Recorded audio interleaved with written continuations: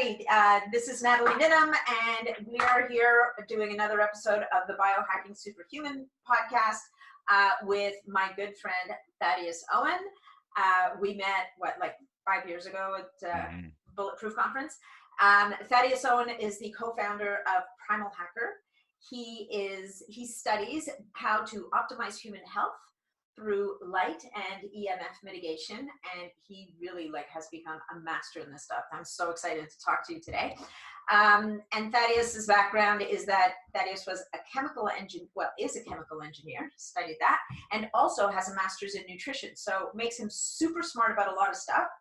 And I will never forget how Thaddeus, when we first met, we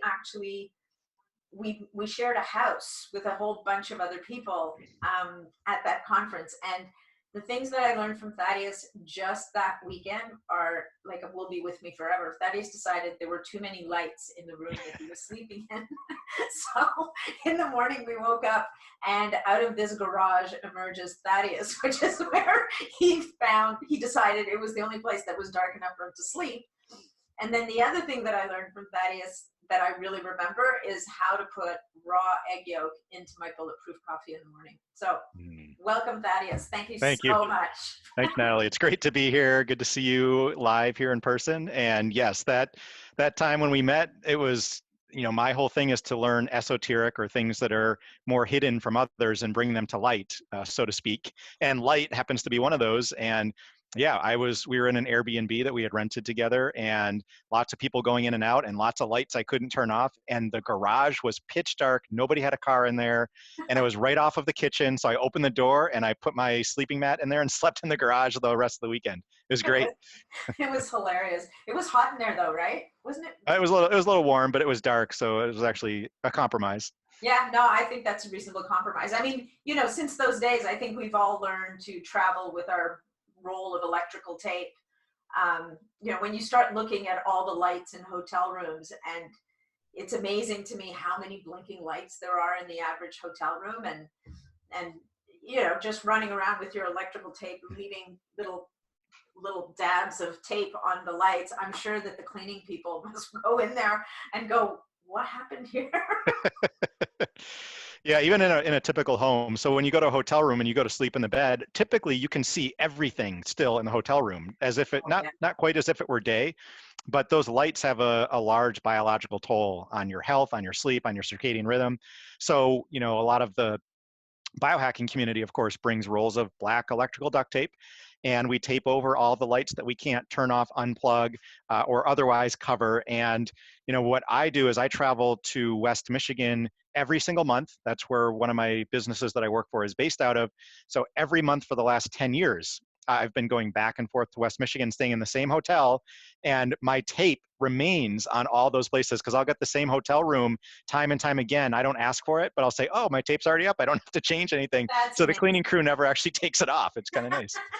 They've kind of figured it out. The other thing I've done, and I mean, we could actually even just talk about hotel rooms probably for the whole time, which we won't, but I find the amount of light that comes in under the doors quite often is quite impressive. So just and it's funny, these low-tech solutions, right? You take a towel, you roll it up and you stuff it against the door and it helps. I mean, it depends on the place, but definitely there's ways of doing that. But anyway, why don't we talk about why crazy people like us would go to such great lengths to block the light at night. And we can talk about nightlight, and then we can talk about daylight, because definitely they both play a really important role in how our bodies understand what time it is and what to be doing at whatever time of day. Yeah, absolutely. And if you are interested in the hotel thing, it's called hotel room light hacking. I have a YouTube video out on the YouTube channel for PrimalHacker that shows how to roll up the towel and how to get the electrical tape on and what things we unplug. So you can check that out later. But here's the deal.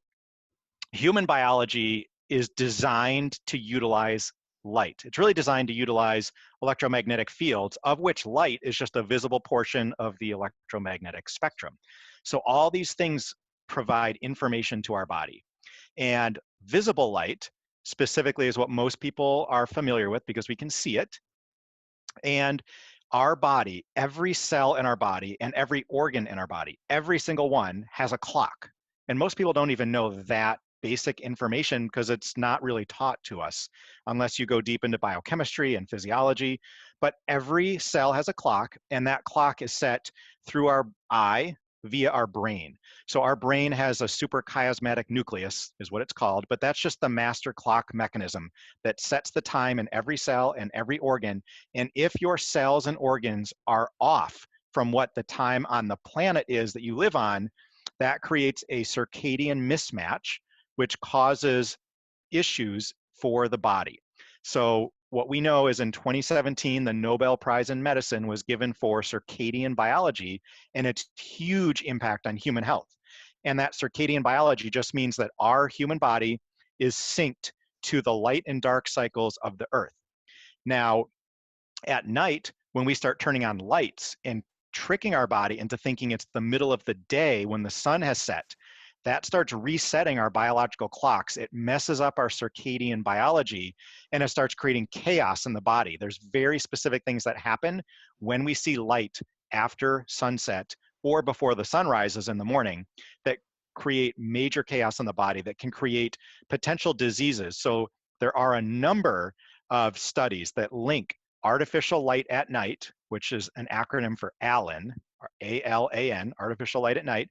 You can look this up on National Institute of Health studies on PubMed, and there's many thousands of them that link heart disease, cancer, obesity, and diabetes to exposing your body and your eyes to artificial light after sunset. So I think that's what we're talking about here is this mismatch that's created, the clock system in the body. And what most people really don't know is that once these clocks are reset by this artificial light, we set ourselves up for potential heart disease, cancer, diabetes, and obesity. So really big deal for us to understand this. Absolutely. And that's, I mean, that's so fascinating, right? And what I tell my clients, conversely, that nighttime light is hugely important, but your sleep pattern and your sleep schedule really starts the minute you open your eyes in the morning. And I'm sure you're going to talk about this next, and that is the importance of natural light hitting your eyes and that suprachiasmatic nucleus first thing in the morning, as close to sunrise as possible, is again what resets all those clocks. So that you kind of go through your day every time, even getting out in the middle of the day, ditching the sunglasses, save them for nighttime, basically. And I guess we can talk about that as well. But who won that Nobel Prize? It was a group of medical researchers. So I'd have to look it up. I don't know exactly who, but it was a small group that were studying circadian biology. Was Sachin Panda one of them? That I don't know. That's a good question. That's a really good book. If people wanted to, like as a reference, it's called The Circadian Code. There's two amazing books that are really, really easy to access for the normal person that doesn't want to study science, right? So one is Sachin Panda's book, I think it's Circadian Code. Yeah. The next one is called Lights Out, and it was actually written in the year 2000, like way back before anybody was talking about, before Dave Asprey, before Jack Kruse was talking about this stuff. So there's people out there that talk about light.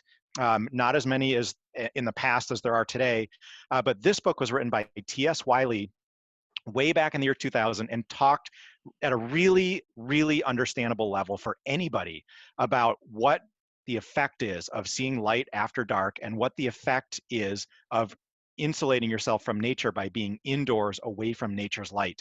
And it's fascinating. And she's a medical anthropologist. And then she wrote it with a PhD researcher. And it gives you all the information from blue light blocking glasses there she was talking about wearing back in the year 2000. I mean, it was crazy. So I think what I want to get into is there's two ways that your body responds and sets the circadian biology for optimal health. If your circadian rhythm is off, you have all sorts of problems. Your sleep is going to be off. And we know that sleep is so important. We've seen people that fix their sleeping environment and their sleep through circadian biology, and they can get off a number of supplements and actual, prescription products working with their doctor because they dial in their sleep. It's so important. And the two things that set your circadian rhythm in your sleep are, number one, darkness at night, and number two, seeing the sunlight in the morning. And it is so important for your body to know where it is on Earth and what time of year it is. The sun rises at a different time all year. which means our body should be adapting to that differently all year. But when we turn on the lights in our home and it's always the same frequency of light from the lights overhead and they're on all the time, it trains our body in a very different way than nature created us to be working with this natural light. So the first thing that you want to do when you wake up is not look at your phone, is not go turn on a bunch of lights. Now there's ways to kind of mitigate some of those things if you do have to do those things, like wearing blue light blocking glasses indoors we can talk about. But when the first thing you want to do, the first light you want to see during the day is nature's light around dawn. And that signals to your body the time of day, the time of year. It starts to tell your body what hormones it needs to produce throughout the day, including thyroid hormone, serotonin. Serotonin later in the evening becomes melatonin, which is the hormone of darkness or the hormone of sleep that cleans up the mitochondria and cancer cells while you sleep. It provides the benefits of sleep. All those things are kind of designed, programmed, and created in the morning sunlight. If you're outside around dawn, no glasses, no sunglasses, no contacts, because those can block the information getting into your eyes, which were designed to receive that light information that our body decodes. So let me ask you, that's great. Let me ask you a question. So what about someone who lives in a building, for example, or, and might not have access to just getting outside? Is opening the blinds enough, or does the window also become a block to all that? I'm sure the window must filter some of the information out, right? Yeah, so the main things that the window filters out are really important. It filters out all the ultraviolet light, and it filters out 50% of the red and infrared. And red and infrared are kind of the healing frequencies of sunlight. Blue creates free radicals and it creates cortisol, which wakes us up. So if we just look out the window here, we get a big blast of blue light, which we need. We need to be awake and alert in the morning, but we're supposed to then have that signal from the blue light mitigated by the red and infrared, and we miss that from the window. So what I recommend is literally, if you cannot get outside, just open the window. Even if it's winter, open the window, look out the window, and really what I'm talking about is like 2 to 5 minutes. That's it. It's not a long time. That is enough time to set your circadian rhythm. And as you mentioned, if you're also able to get out multiple times throughout the day, because we're indoors, we're staring at these screens and we have artificial lights overhead. I don't have any lights over here actually whatsoever. It's only natural light. Good. And so that's key. But I will open some of these windows when it's warmer and get that natural light in my eye as often as possible to continue to tell my body what time of day it is and to stop confusing it with all these man-made artificial lights, because man designed these lights to be energy efficient and save us money, and they design them to light up enough space that we can see what we need to see for tasks. We never design them with human health in mind. And we're only at the infancy of the lighting companies figuring this out. So most of the lights in our home are designed actually like almost as bad as you could make them for human health. They're just awful. And so getting outdoors to reset your circadian biology and tell your body what time of day it is syncing to nature is always the best thing that you can do. And there's invisible light all around us in our environment. So ultraviolet light and infrared light are invisible. They provide a huge amount of benefits to our body. Now at dawn, when you're outside looking at, the sunlight, getting outdoors, looking at the sky, whatever you're looking at, there's no ultraviolet in the atmosphere within about 30 minutes of dawn. There is ultraviolet after that point. And ultraviolet comes in 3 different flavors, A, B, and C. So, ultraviolet A is a version of sunlight that gives us a tan, but it also produces nitric oxide in our body. And it does a few other things that are beneficial. Too much of it can be bad. Ultraviolet B, again, too much can be bad, but it creates vitamin D in our body. These are invisible signals that give our body information to actually produce hormones that keep us optimally healthy. And most people miss the fact that we're decoding this invisible information all around us on a daily basis. Right. That's really interesting. And the UVB thing with D3 is really interesting. I mean, it's interesting to me that, the other thing that people often don't realize is for that UVB to help you to make the D3, you got to show skin. Mm-hmm. So, as much as supplementing with D3 is not the optimal way to get your D3, it's definitely for some of us the only way for most of the year that we're going to get it. So like right now it's April 17th here in Wisconsin. This is where I'm based out of. And Yeah. Wednesday was the first day that we could get vitamin D from our sun in this latitude since September 20th. Yeah. So And from you've got September, D-Minder app? Sorry. Yeah. so from September till now, we couldn't get vitamin D. Even if we were naked in the sun for 5 hours, we would get no vitamin D production in our body. There is an app you can put on your phone, which you just mentioned, Natalie. It's called D-Minder. My issue with D-Minder, it's a really good app. However, what I've read from a number of studies is you can only make vitamin D from sun when it's above 45-degree angle from the horizon. And the D-Minder app ignores that. They say you can make D all year round in every latitude. And everyone just tells me, like, I don't believe what you're saying because the D-Minder app tells me I can go outside in February and make vitamin D. Yet every study that's ever been done that had people naked outside baring their skin, they found no production of vitamin D at those times when D-Minder says you can make it. So I use NOAA, which is National Oceanic Atmospheric Administration. They have a chart of every day of the year and the maximum peak angle of the sun and what time that peak angle occurs. And actually is the angle of the sun every hour of the day for every day of the year. And you just look for what days the sun finally gets above 45 degrees from the horizon. And for us in Wisconsin/Minnesota, it's roughly April 15th till September 20th, you can manufacture vitamin D from the sun, but you have to bear enough skin. And they say it's roughly 70% of your skin. So that'd be like no shirt, maybe a pair of shorts. So a lot of people will cover their head with a baseball cap just to prevent sun damage on their face. And that's like no sunscreen. And then you would start out, if you want to get vitamin D from the sun, like 1 minute the first day, 2 minutes the second day, and you build a solar callus so that you're not like sitting out in the sun for 2 hours when you've not done that all winter. Then you're going to burn yourself, and that's not really a safe way to do it. Right. No, that's really interesting. And I think the other thing that comes into play is genetics. So like for me, for example, my background is Mediterranean, and I'm a very inefficient converter of vitamin D3, of sunlight into vitamin D3. And I think part of that is an evolutionary protection, because the implication in my body is that I'm going to be exposed to massive amounts of sunlight from morning, from sunrise until sunset. So my body's developed mechanisms to protect me from that, frankly, from vitamin D3 toxicity. Fast forward however many generations, here I am living in Canada with no access to sun hardly ever. And I'm in a world where, if I watch my D3 level, my serum D3 levels, and I've got a supplement to keep them up.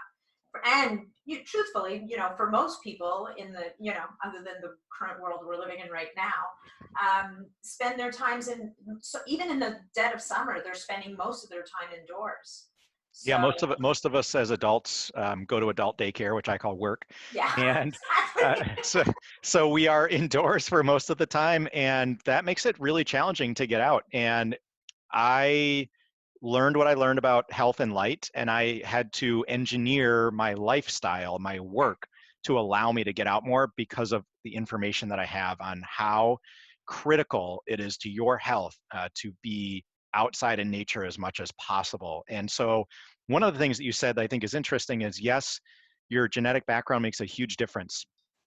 So for instance, people on the other end of the spectrum that are Northern European descent will say, I can't be out in the sun, especially Irish descent. I can't be out in the sun at all. I will just burn to a crisp. How do I get my vitamin D? I'm going to supplement. I still would say there is a way. It's called building a solar callus. And you build a solar callus by exposing as much of your body to the sunlight at dawn when there's no UV. You cannot burn at dawn or dusk. There's no UV, but what happens is the infrared that you absorb during that time of dawn and dusk for as long as you can stand to be out there will protect your body, and it can absorb more UV light during the day. So that is a way to build a callus so you can be out then at the noontime sun and absorb more vitamin D from the UVB rays than you could normally do if you were not outside at dawn. And I tested this with my partner, Heidi, 2 years ago, where we did this solar callus. We were outside in the morning sun every single day with shorts on. And then we were outside for 10 hours with no, I didn't wear any shirt. I wore shorts, 10 hours out in the sun. And we did not burn, we barely got tanned, and we were with some friends that had spent time out in the sun, but not in the morning. They were out with us for an hour, burned to a crisp, and had to go back home and take Sunday to just lay in bed because they're in pain.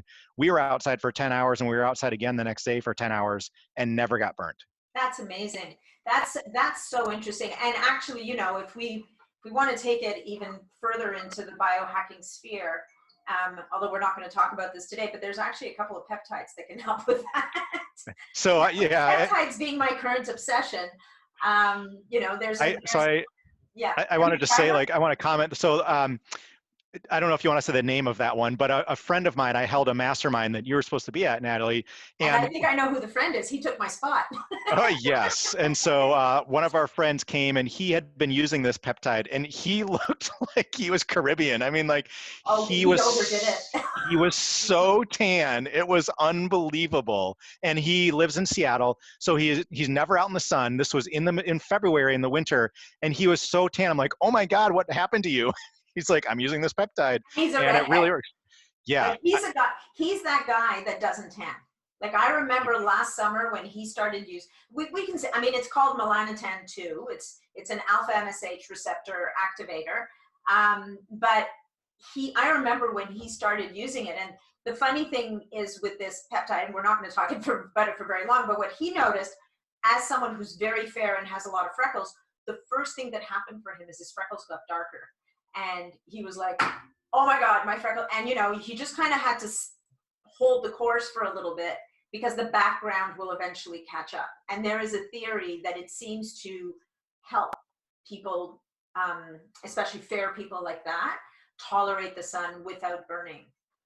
He was out in the Florida sun with us for hours and he was totally fine. So it seemed to work, as people say. Yeah. Anyway, so onwards. That's not what we're talking about today. And the other population of people I think that need to really pay attention to this for when they get back to work is our office workers, right? People who work in these office towers. And in my city, I don't know what your city's like, but in my city, we've got this subway system. So they leave their house, you know, sometimes before the sun rises, or in the wintertime when it's still pretty dark. They hit the subway. They're underground to work. They walk through an underground concourse where they might pick up their coffee and their breakfast and whatever. They go up into the office tower. They don't come out again until at the end of the day. They're back underground. They're back home, and they've literally not seen anything other than artificial light from the time they wake up until the time they go to bed. And then that's a huge challenge. Yeah. So making the time to get outside during the day, even for how much 5 minutes maybe just to. So I'd say 5 minutes in the morning around dawn to set your circadian rhythm, even if you have to open a window or take a coffee break or what we used to call a smoke break outdoors, take the elevator down from your office building, get outside for just a couple minutes, get back inside. Highly recommended it around dawn if at all possible. I designed my life to be able to do that. But then at noon or thereabouts, getting outside to get a little bit of vitamin D is really critical. And living those kind of indoor lifestyles, we know that that's not healthy.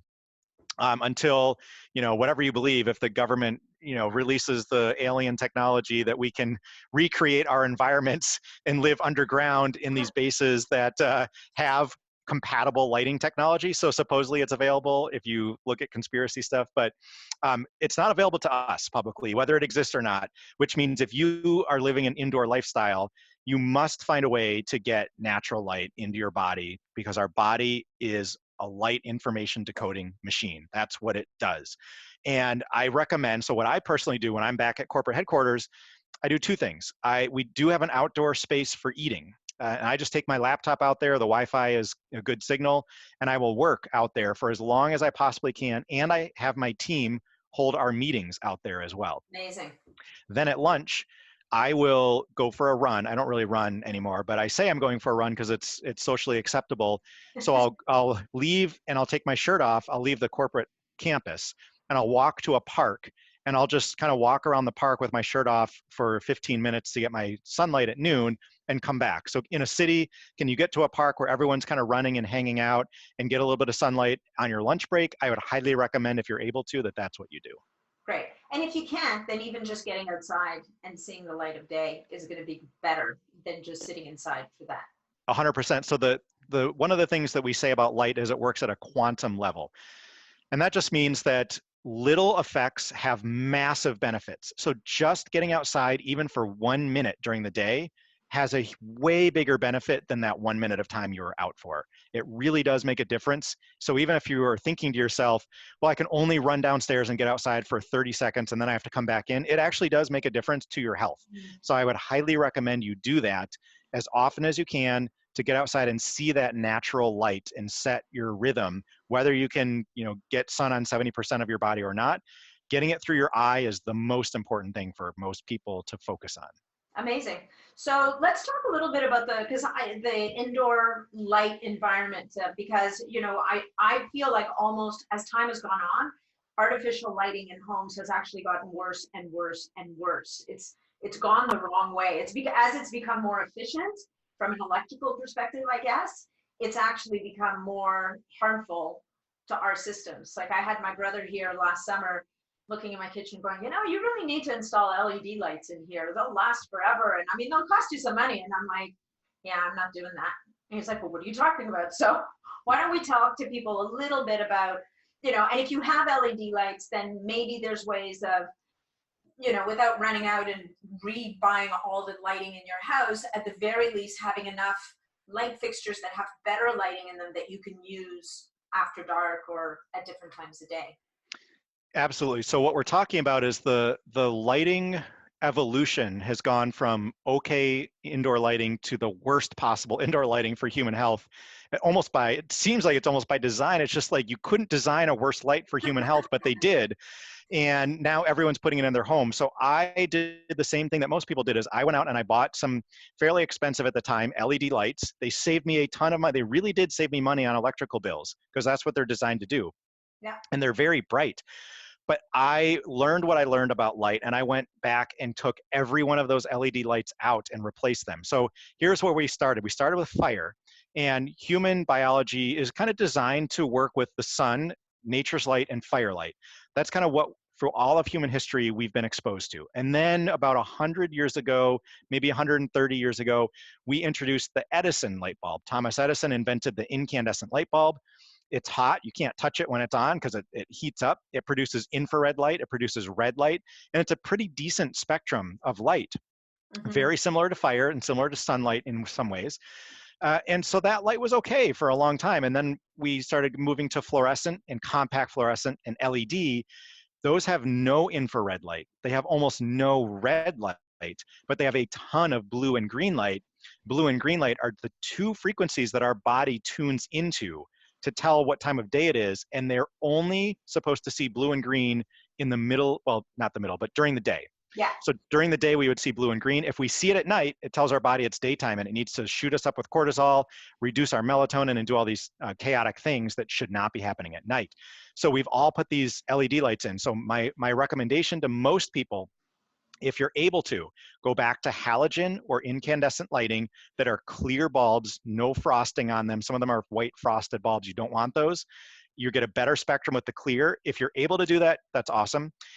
The other option that I tell people is candlelight. So candlelight is romantic and it's not that expensive if you don't use it all night long.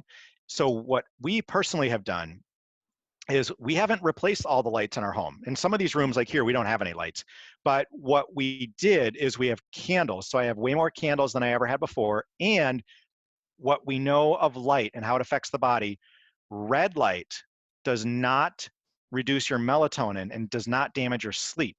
So we have red lights that we either installed in the fixtures that we have in our kitchen, or we have portable red lights. They're only about this big and less than a foot.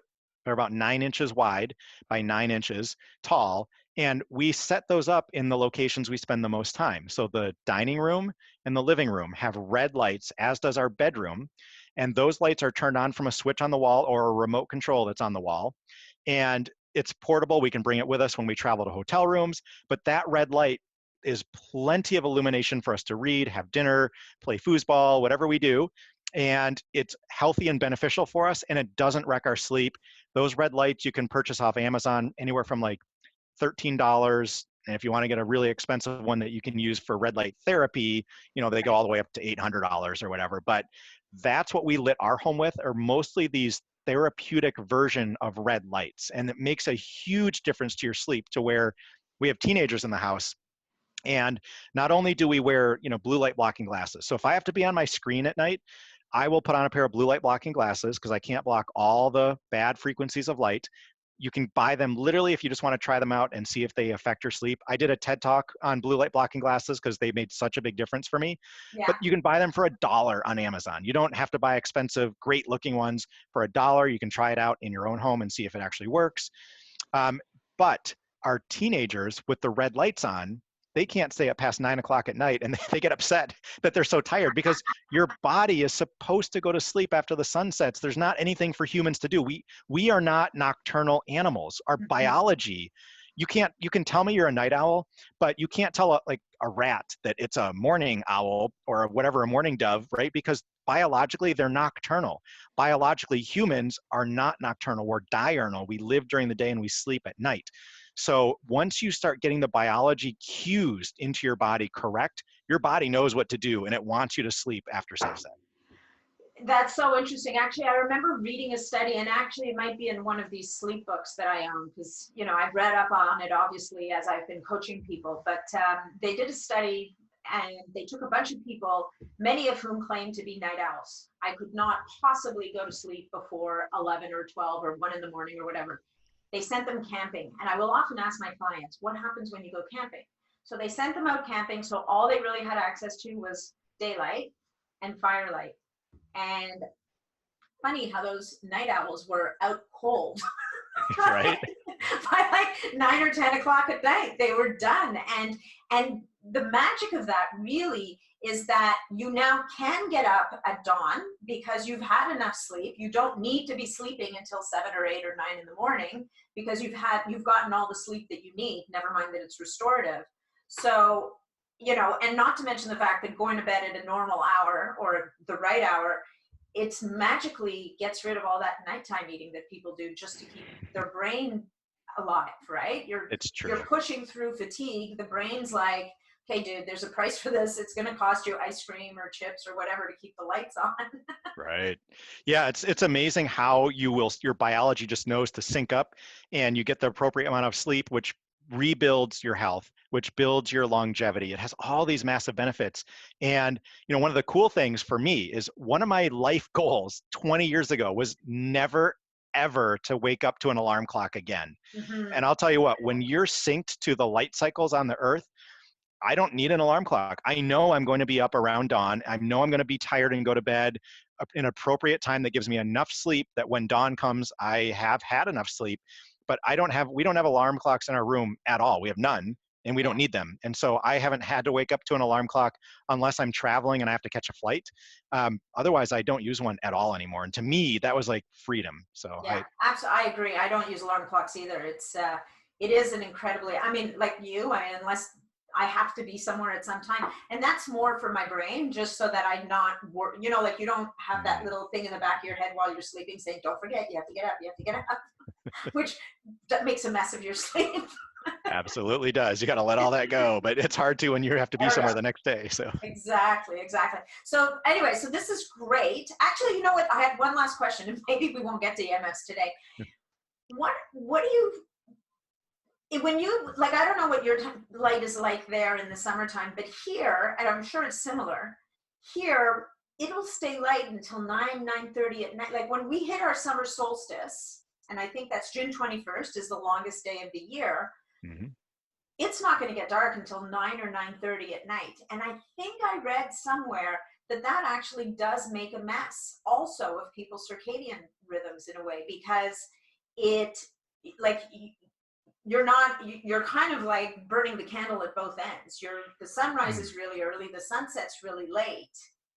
So I would say, yes, it messes up your circadian. Humans think it messes up our circadian rhythm because we think we're smarter than nature. It actually doesn't. So here's the way I think about it. Okay. In the summertime, there's more light, and we should, my opinion, and expert opinion from all the studies I've read, we ought to be staying up later. So you stay up later, you do more things with the light, you build, you reproduce, you do all these things in the summertime when you have the light, your hormones are being produced in more abundance. Yeah. In the winter, the light, it gets dark at 4:30 here in the winter. Here too. We're not supposed to be reproducing in the winter because biologically there are no mammals that produce offspring in the winter. There would not have been enough food. They would be hibernating. And that's what I think humans are also supposed to do.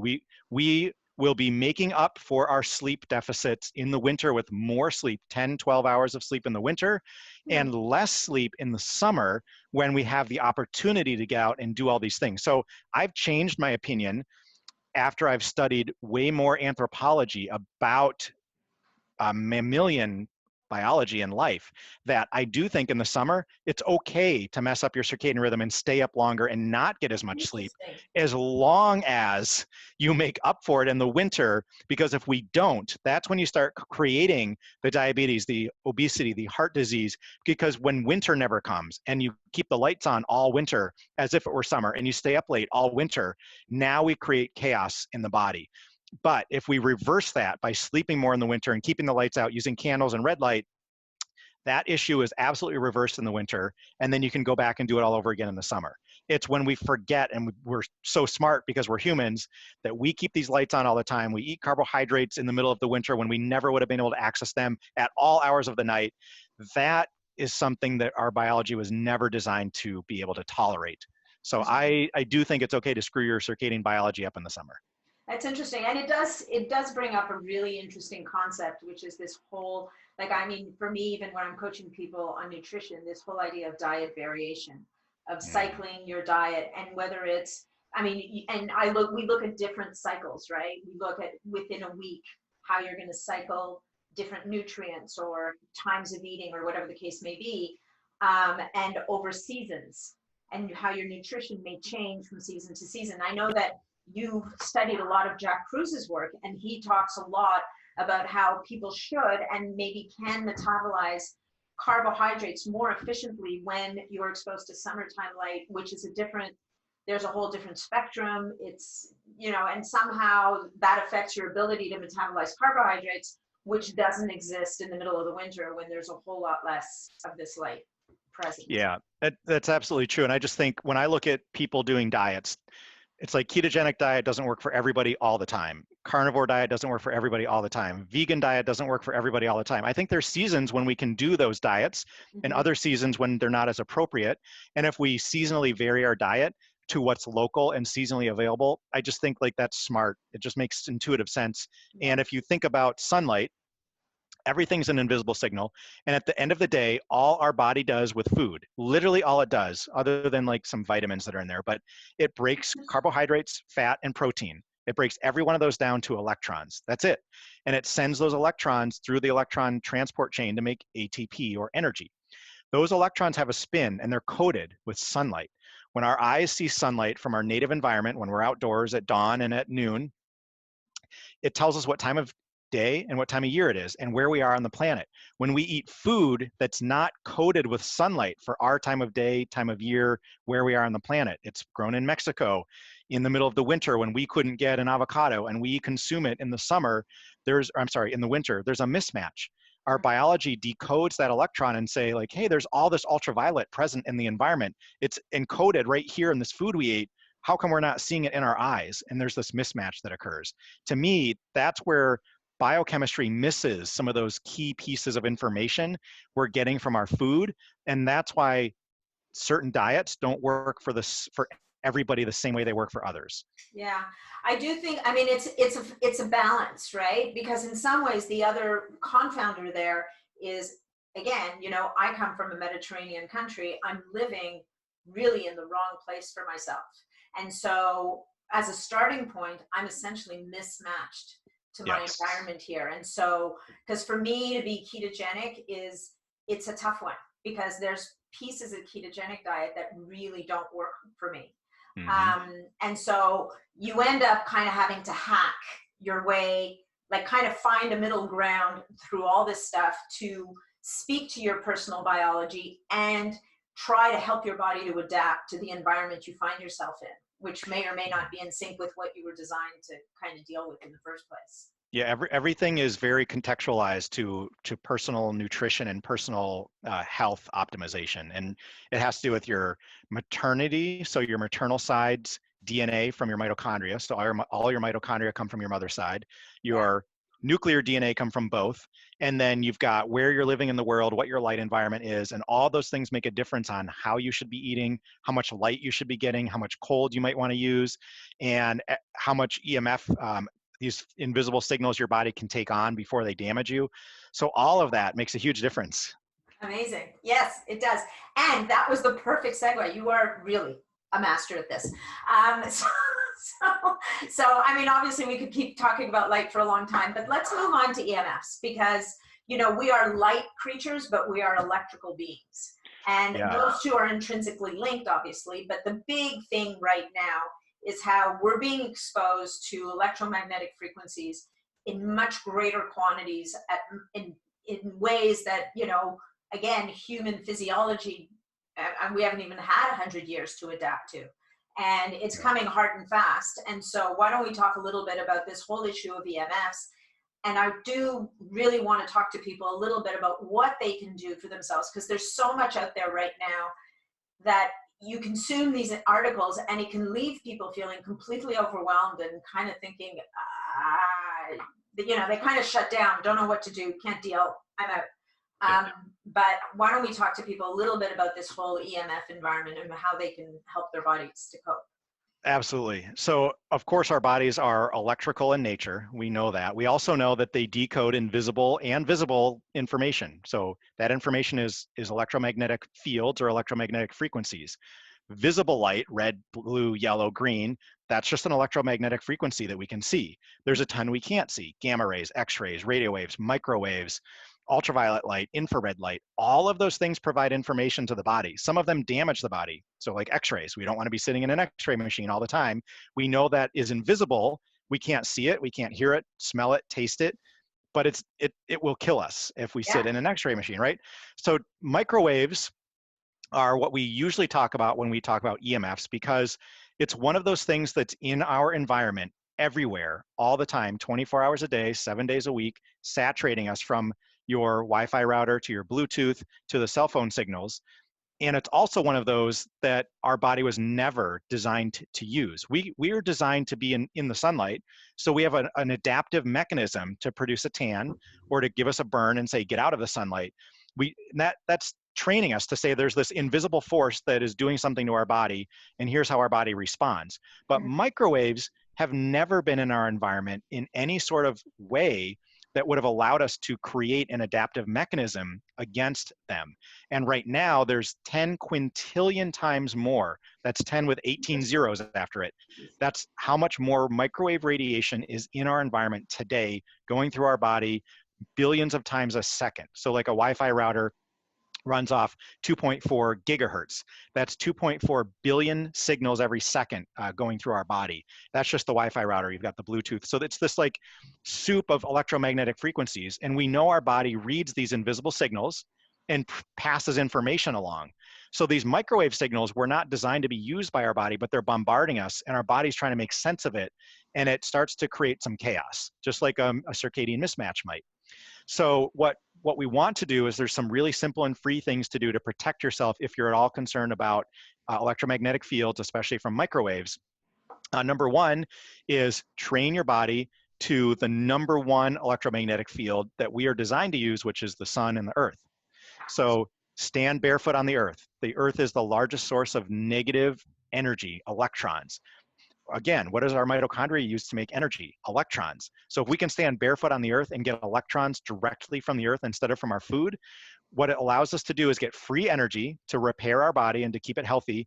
It gets rid of the positive charge, inflammation, or some of these microwaves that build up in our body. It dumps them out through the earth. So stand barefoot on the earth when you're getting your sun. You're entraining yourself to nature's light and the ground. That helps your body protect itself from any electromagnetic field. The next thing to do would just be like keep your cell phone on airplane mode if it's in your pocket or next to your head when you sleep. If you need your cell phone on when you sleep, you can either find a way to get a hard connected phone that doesn't use wireless, or just keep it further away. The further away an electromagnetic field is from you, the less damaging that it can be. And same thing with Wi-Fi. So most people keep Wi-Fi on 24 hours a day. I admittedly never use Wi-Fi. I've permanently disabled it. But before I knew as much as I knew, I would turn my Wi-Fi off at night. So there's a little remote control you can buy. It's like a Christmas tree remote control. You can get a Christmas tree timer. And literally you just plug your Wi-Fi router into there and have it turn off at night when you don't need it. So you're not sleeping with the Wi-Fi coursing through your body. Those simple things of just using airplane mode more often, turning your Wi-Fi off at night, and getting outdoors barefoot are really the three key pieces of information to protect yourself from all the EMFs. Yeah. The challenge I find with Wi-Fi now is my Wi-Fi router in my house can't be turned off.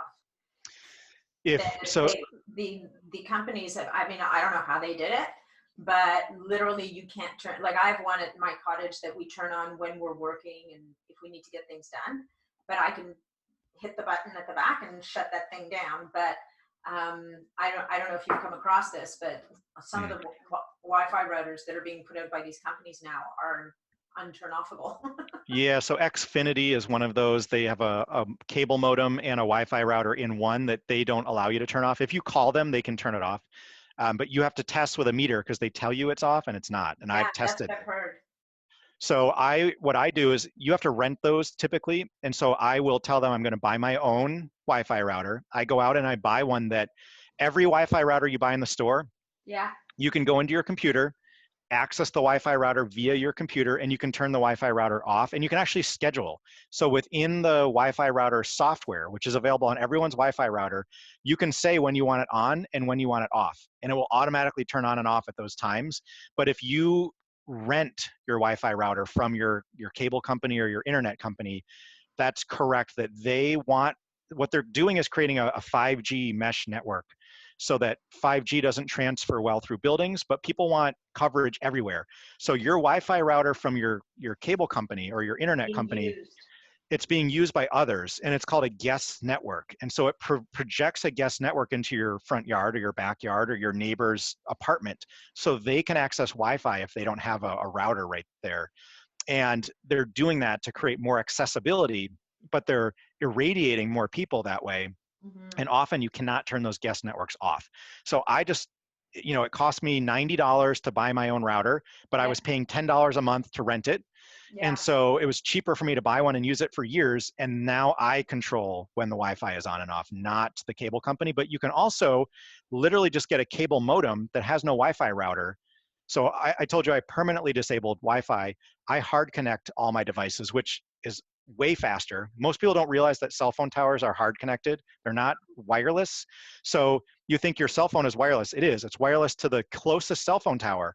But that cell phone tower then has wires at the base of it that take the information that you just sent through a wire under the ocean to servers that are wired that take it to the next closest cell tower to the person you sent it to.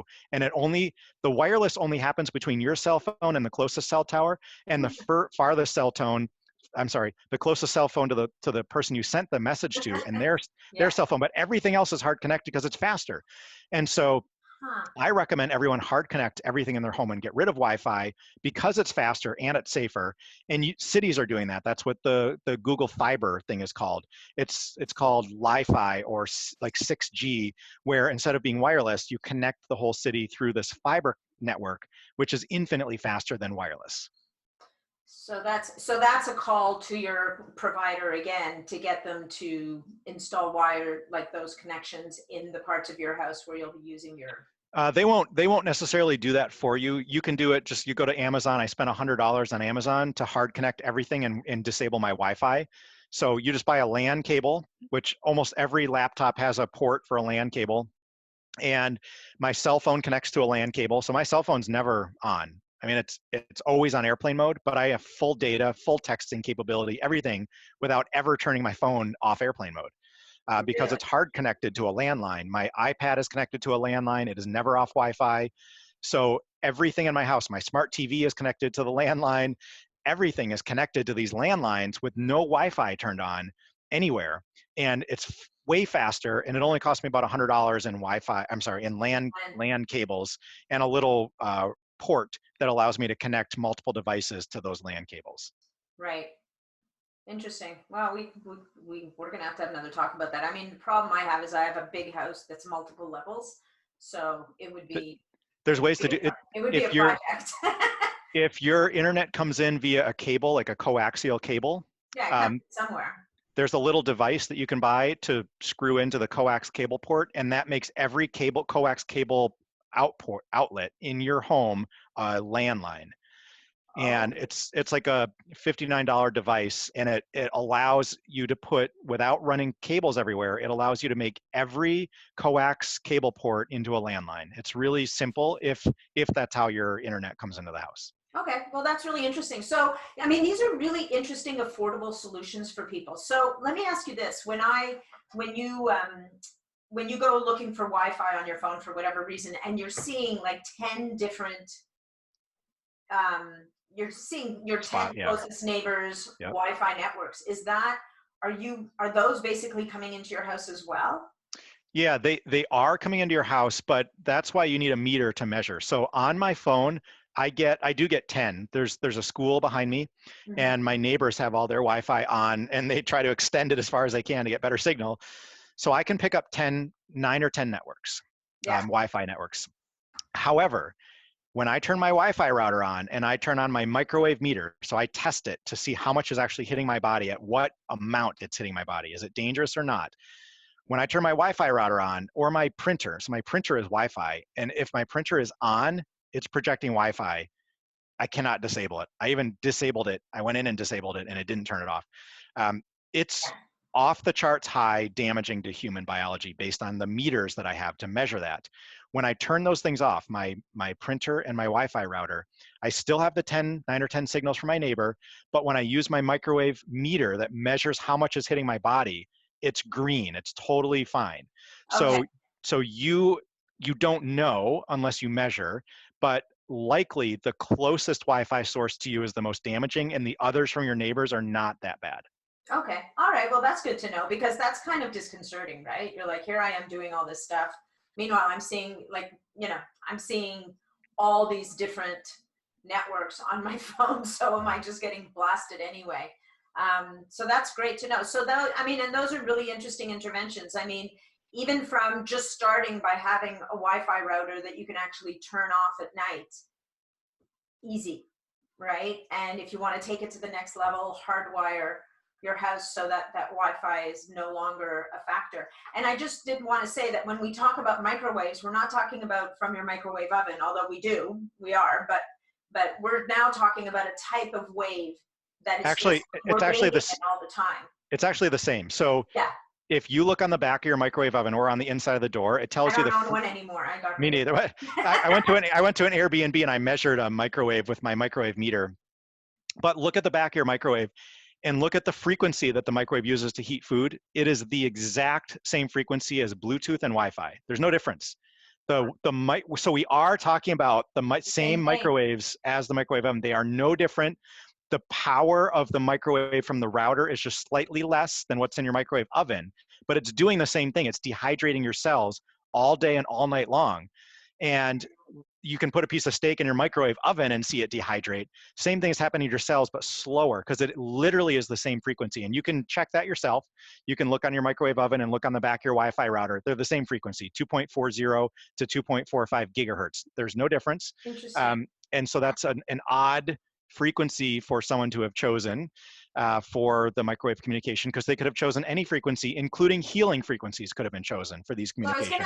I was just going to ask you about that. So I've been hearing around, and as I've been researching this stuff myself, I've been hearing that there are, and even with 5G, there are actual frequencies we could be using that would not be harmful, or Correct. that would be actually healing to the human body. Why do you, I mean, without falling too far down the rabbit hole, believing that everybody just wants what's good for everyone, do you think it's just ignorance, or it's just kind of the way the industry's gone? Do you think there's any possibility that, how hard would it be to change those frequencies so that they're not harmful? Because frankly, we're not the only organisms that are getting hurt here. Like bees, there's a massive issue with bees, we know. Bats are another one. I mean, bats have a whole bunch of other problems, but any creature, like bird, anything that lives on this planet is being affected the same way we are, especially as this whole 5G Yeah. net kind of. Even trees. I mean, look at trees next to a 5G tower, and just look up images on the internet. You'll find them. It's pretty interesting. And our body uses EMF. We're designed to use EMF. So EMF can be beneficial. The Schumann resonance, the Earth's magnetic field, information from the sun. Those are healing, and they're natural, and we need them. If you take an astronaut and put them in space, they lose bone mass, they lose muscle mass. Mhm. Their sleep is messed up because these invisible signals that they're always around are gone. So we could have designed cell phones to use a frequency that was healing to us. And we know what those frequencies are. And in fact, those frequencies typically travel further. So you actually get better coverage. For someone to have chosen the frequencies they've chosen, 2.4 gigahertz is exactly the frequency that resonates with water. That's why they use it in a microwave oven. Right. And 60 gigahertz is what we're using for 5G. The only frequency that resonates with oxygen in the blood and in the air and in your lungs. Those are the absolute worst frequencies you could have chosen out of the entire electromagnetic spectrum. So I don't know of an answer other than they chose harmful frequencies on purpose, because they could have chose billions of frequencies, and they only chose the frequencies that are not biologically compatible. It makes no sense to me. I have no way of explaining And that. how hard would it be to switch? Like, how hard would it be to change that? It would be impossible today, because they're building out the 5G infrastructure with all these antennas. We already have, so the cell phone towers, we have 300,000 cell phone towers already installed in the United States. You would have to go into every one of those 300,000 cell phone towers and switch the antennas that are on there that blast out the signal, and change everybody's phone to receive a different signal. Right. And for 5G, we've got 300,000 cell phone towers now. They need 1 million more towers for 5G. That's scary. And we're blasting out frequencies that are not compatible with human body. And we know the studies have been done since the early 1800s, all the way through the 1970s by the military. You can look those studies up. They're peer reviewed, they're published. We know what the frequencies do, but we're still choosing the wrong ones. And to me, I'm just like, why are we doing that? But to go back and change them now would be impossible, because the military uses these frequencies for defense. They are not going to give them up. And our built infrastructure is so huge at this point, it would be nearly unlogical for anyone to think about switching those. It's just unfortunate. It's just too gargantuan a task. Yeah. Well, that's disappointing, but at least there's things we can do. There's things we can do. And time. actually, So there's three things: time, distance, and then blocking. So the least amount of time you spend in front of these devices, the further you get away from any kind of microwave emitting device, and then if you can physically block the signal, those are the best ways to mitigate. And of course, that's what we're doing here. Great. And actually you have, and I was just looking for it. Now I was looking at two things. One, my printer's always off because it sends out a bully signal that takes over my computer. Oh my gosh. Like my computer will come off Wi-Fi if my printer's on and take the printer's Wi-Fi instead. Oh, weird. Yeah. So I basically keep my printer off all the time. But the other thing I was looking for is you've got this really cool little device. And we're going to wrap up soon because we've been talking for a while and we could keep talking for a long time. But what we didn't talk about originally is that Thaddeus has this incredible website called PrimalHacker.com. And there's a store on that website. And in that store, you can find some of the coolest devices, some of which we've talked about today. So you've got a great selection of blue blocker glasses. And what I love about your blue blockers, quite apart from the fact that they block the blue light, and I wear mine now, I've switched over to your glasses, is that they're affordable, right? And so many, there's some great blue blocking glass companies out there, but they're prohibitively expensive. And, you want to be getting them for everyone in your family. And that can, for some people it doesn't matter, but for a lot of people it does. And I love the way that you've sourced such a great array of products that can help people and that are pretty affordable. The other thing that you have that I love, and I tell my clients this story all the time, is you have this very cool little, I guess it's a Faraday bag. It's a little pouch that's lined in silver thread that you can put your phone in. There it is. And what it does is it blocks the harmful signals from your phone if for whatever reason you're not keeping it on airplane mode, so that you can have it on your body without suffering the effects of the EMF. And the way I figured out that it worked really, really well was one day I was running out of the house. My phone was in my purse, and I don't know, must have been juggling a bunch of stuff. So I put my car key in one of these pouches. Car wouldn't start. It wouldn't start. And I was like, oh my God, my car's dead. Like, I think my battery died. Well, how's that even possible? I'm checking my lights. And then all of a sudden I realized that the key is in the pouch. Yes. And it had blocked the... Yeah, so it's a Faraday cage, which means it blocks the electromagnetic frequency from getting in or out. So yeah, if your car, these new cars are keyed to chips, and if that chip is being blocked, your car won't start. So the bags definitely work. So the bag works, and again, this is not like, we're not talking about like a $500 item here. Like, what are they, like $20 or $25? Yeah, I think they're like $29, but we always have, like, there's a 30% sale going on next week. We had a 40% sale last week. We try to make everything extremely affordable. So we do not make a lot of money off of our store in any way, because we just want people to afford these things. So I have a full-time job. That's where I make my money. I have a passion for studying these concepts and providing people with affordable solutions.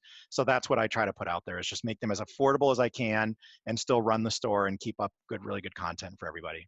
Yeah, no, and you do a great job with it, honestly. I encourage everybody to, like, we didn't even get to talking about red light therapy devices today. I recorded an interview recently and just posted it with Andrew Latour. So I know that you've got his on your site, right? Yeah, I've got Gemba Red. I partner with Andrew. Andrew's awesome. I love Andrew. We're good friends. So he's the only company that I partner with for red light therapy on my actual site. So his products are also like the most affordable red light therapy. They mitigate EMF in his devices, which others do not. He's just great at what he does, and that's why I have his stuff on my website as well. Yeah, no, so great. And then there's so much we didn't get to. The ear tube, earbuds to protect your brain from EMF. From EMF from your phone.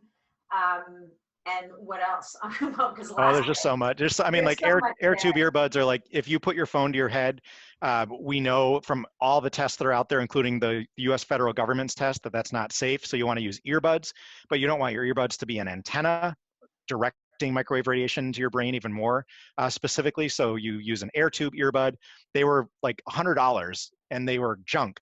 So we went out and sourced our own, but we've got those. We've got Wi-Fi timers, Wi-Fi remotes, blue light blocking glasses. We have baby blankets. So if you have a new baby and your baby is just exposed to all this stuff and their brain isn't even formed yet, their skull isn't formed, that's a lot of EMF getting into your baby. So we have EMF blocking baby blankets that we provide on the site. That's the perfect baby gift. Oh my God. Yes, exactly. Perfect baby gift. Okay. Well, anyway, so lots of stuff. And guys, if you decide to go to PrimalHacker and there's anything you want, Thaddeus was also very generous to also give us an extra 10% off. All you need to use is NATA, all caps, 10. And that discount code will give you an extra 10% off. And so many great things, so many things we could still keep talking about, Thaddeus, but thank you so much today. Thank you. So as we finish off, and I know everybody likes to finish like this, but what are the 3 things you would tell people are the most important things that they can do right now, just to upgrade their health and performance? So the number one thing that I tell everybody that is so simple and free and everybody can do it is get outside as close to dawn as possible every single day. I guarantee you that this is going to make a big difference in your health. And just because it's free, don't overlook it. It is my number one thing that I will never not be outside at dawn for the rest of my life, because it made such a big impact. Get outside at dawn, be barefoot. So you're gaining free electrons, free energy. You're dumping all that inflammation from your body that you gained overnight or during the day in your office.